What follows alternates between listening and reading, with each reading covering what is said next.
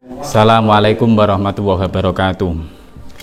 Bismillah, alhamdulillah, wassalatu ala rasulillah wa ala alihi wa sahbihi wa mawalah, amma ba'du. Kepada santri putra, santri putri yang dibahagiakan oleh Allah, mari kita bersama-sama bermunajat kepada Allah. Semoga kita senantiasa diberikan rahmat, nikmat, hidayah kepada Allah, yang rupa nikmat kita bisa bertatap muka walaupun toh dengan menggunakan ilning.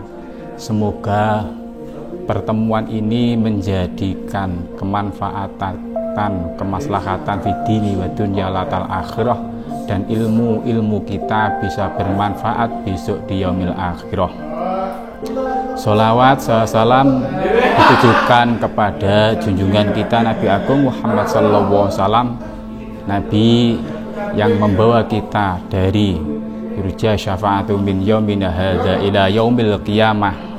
Selanjutnya kami mengampu ilmu fikih. Fikih ada beberapa fase urgen, 3 urgentitas. Yang pertama, menjelaskan tentang tauhid. Sebelum kita melanjut ke jenjang fase bab-bab, kita terutama dulu urgen. Yang pertama adalah tauhid.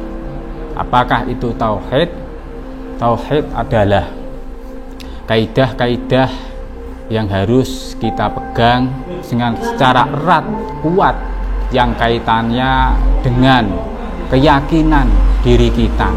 Contoh, kita percaya adanya hari akhir, adanya bumi, adanya gunung, adanya bintang, dan adanya qada dan qadarnya Allah. Itu yang pertama tentang tauhid. Yang kedua adalah tentang akhlak. Akhlak itu berhubungan dengan pendidikan, pembelajaran, sekaligus mengenai tentang budi pekerti.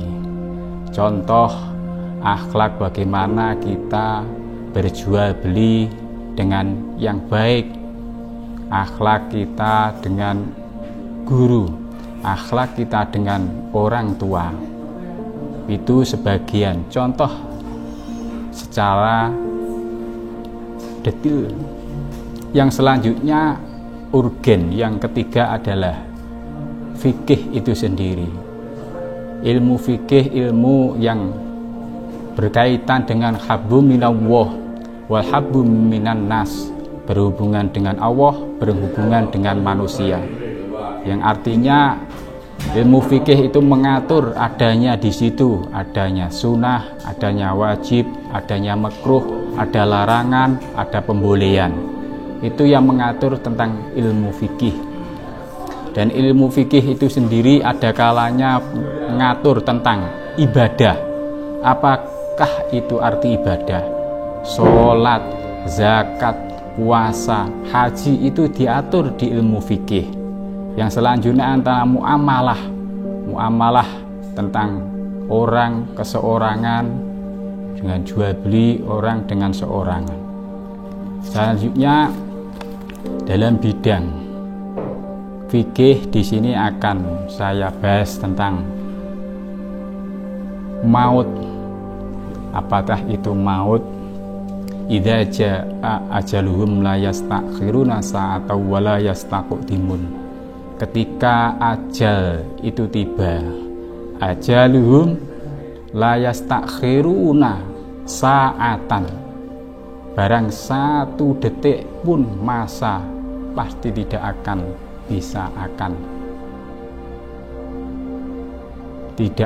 bisa lari dari maut itu sendiri. Dan ada yang mengatakan wajah tastakil maut bil haqi dzalika ma kunta. Maut itu akan ditakuti oleh semua orang kecuali bagi orang-orang Islam yang mau bertakwa. Di situ kita ambil hikmah. Apakah itu tentang maut? Sakaratul maut yang di situ orang ketakutan. Bahkan ada sebenarnya maut itu tidak akan usah ditakuti kalau orang itu sudah beriman. Itu pasti seseorang akan menemui ajal. Selanjutnya ketika orang sakaratul maut, ilmu orang menemui ajalnya, apa yang pertama-tama kita harus lakukan? Pertama kita baringkan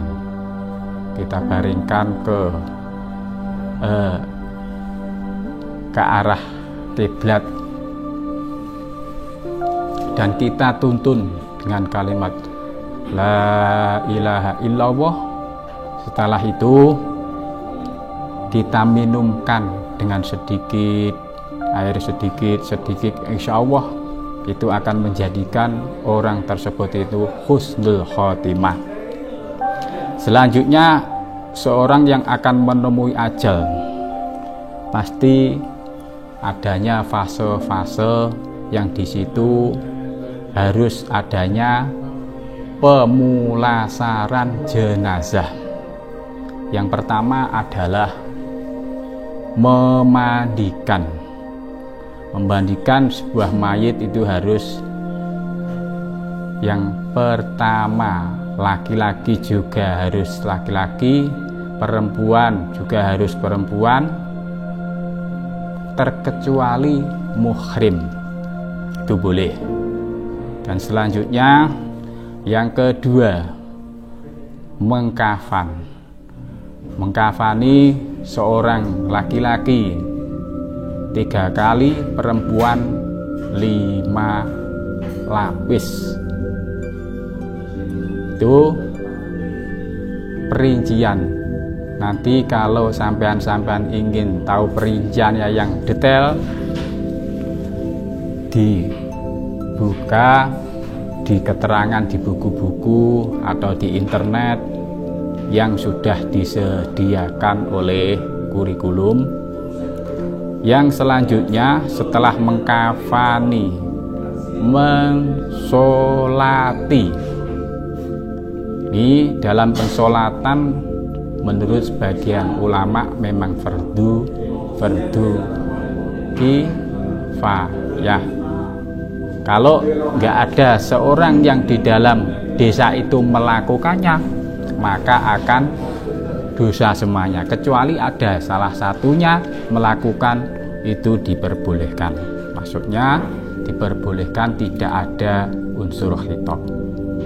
Sedangkan niatnya usolli ala hadal maiti arba'a takbiratin fardu kifayatin lillahi ta'ala, itu untuk laki-laki.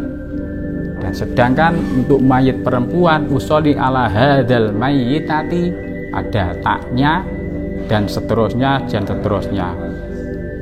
Kalau mayit ghaib usolli ala hadal maiti, ghaib ilah.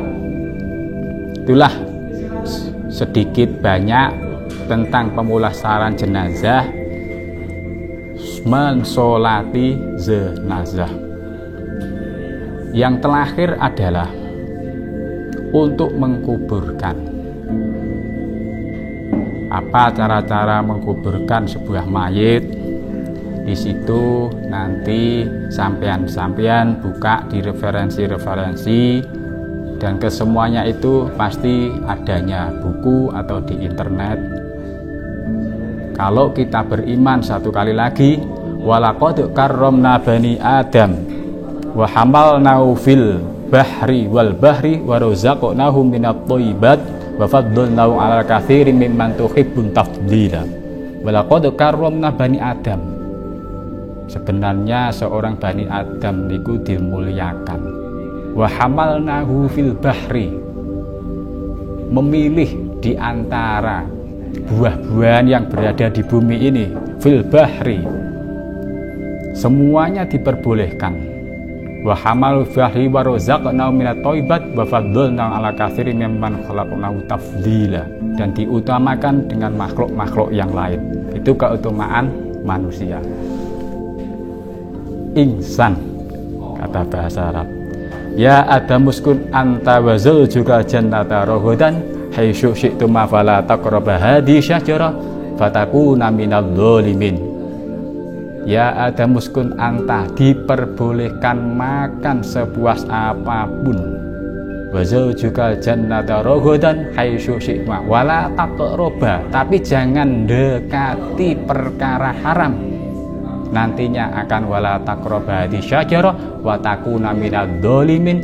Kalau kamu mendekati haram, memakan buah haram tersebut, maka Allah akan mendolimi. Itulah sebagian sedikit banyak tentang ilmu fikih. Nanti kita akan ada diskusi atau referensi yang lain. Hanya itu dari kami, kurang lebihnya mohon maaf. Billahi taufiq wal hidayah. Assalamualaikum warahmatullahi wabarakatuh.